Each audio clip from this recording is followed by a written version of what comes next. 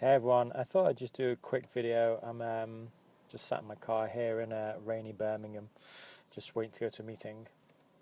And I went to London today to visit one of the schools who transitioned to Google with us about 6 months ago.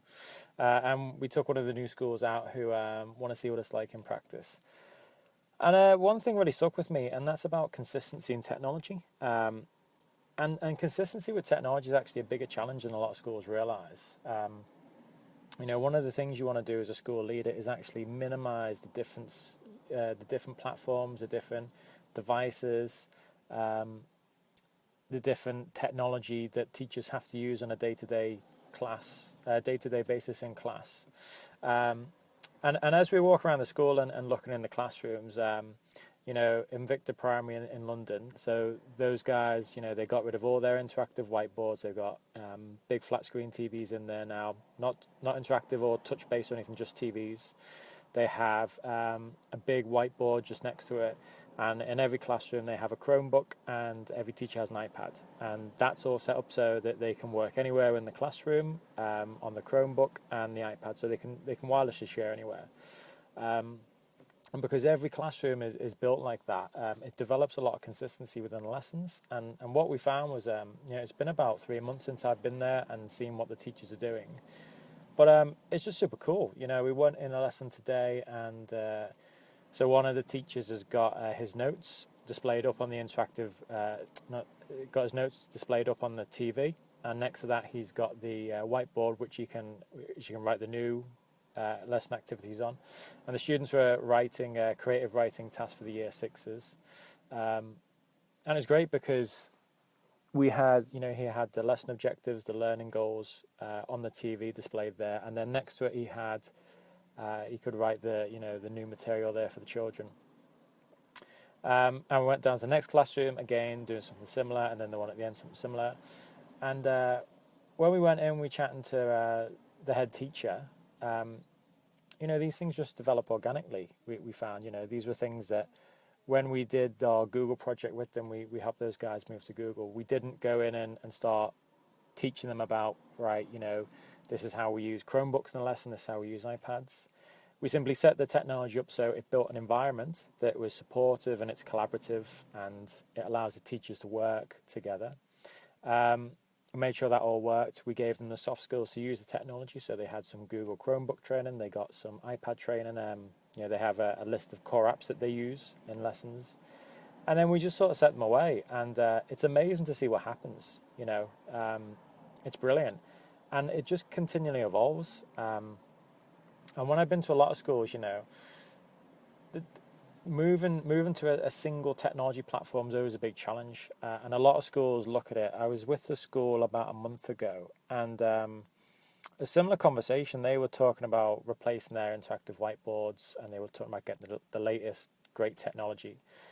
And I suggested that why don't we look at flat screen TVs, just a dumb monitor, with a Chromebook and iPad, so it's fully interactive.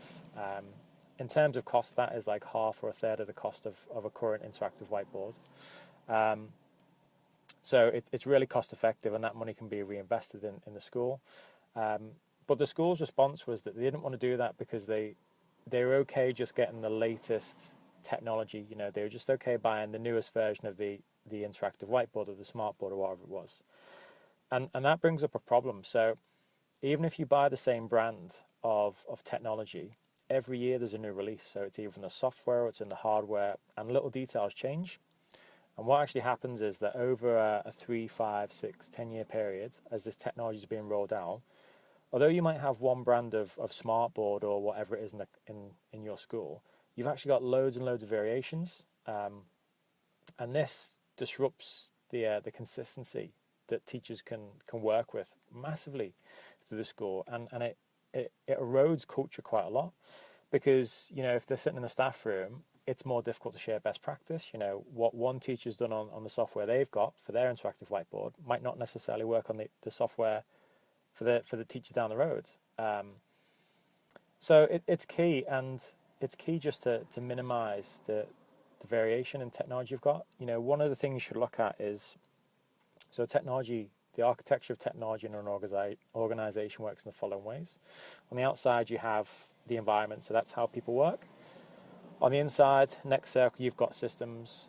Within systems, you have the platforms, and then on the platforms, you have devices. Now, what a lot of schools do is that they build outwards. So they say, for example, we're going to use iPads. That works on Apple, iOS. These will work with our assessment systems. And then they don't really think about how teachers are going to work together. The environment just sort of happens organically. But what actually happens is it ends up controlling how teachers work. So in a lot of schools, they find that the technology that they've got is not conducive to communication, to collaboration, to consistency, because you find that you buy iPads, they don't work with the server, for example. The server's Microsoft, the iPads don't really talk to it, so you have to buy some technology to solve that problem. Then you get that working so you can save files on and off the iPad and access the home folders. But then you find actually, well, it doesn't interact with Sims, or it doesn't tie into our assessment system. So then usually what happens is you either have to sort of forget that and sort of you do assessment in another way, or you simply start printing out reams and reams of paper and then someone manually inputs that. And then the environment, before you even realize, has developed on itself. So that environment is that things aren't connected, they're not integrated, and completing work is actually a manual job. Now, if you design it from the outside in, so you start with the environment, which is what we did at Invicta. So we looked at it and we thought, right, we want it to be integrated, we want communication, we want collaboration, and we want a supportive environment where staff are empowered, very proactive school. So what we did, we looked at something like Google, so Google Suite for Education, accessible on any device, integrate to everything stored in the cloud, so people can access it when and where they need it.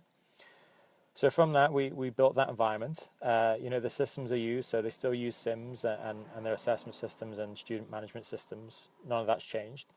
The platform is Google, and then the devices, it doesn't really matter. So they use Chromebooks, they use iPads, they've got laptops. But because it's cloud-based, it works on anything. And that saves so much stress for the teachers. And that was what I saw today. In every classroom, we went and talked to the teachers and we went and saw them.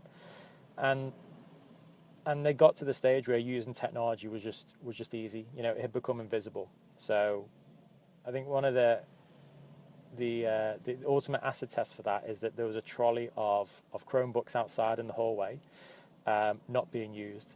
And that was because the teachers realized and felt that their lessons were already strong enough and they didn't need to use technology. So technology in Invicta Primary School now is, it really elevates the learning to the next level. And that's what technology should be in education. It should take it to the next level.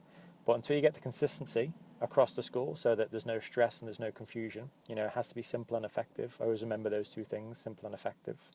Until you get that, then you're just always going to struggle. And that's what I wanted to leave with you today. Take care, guys. Speak soon.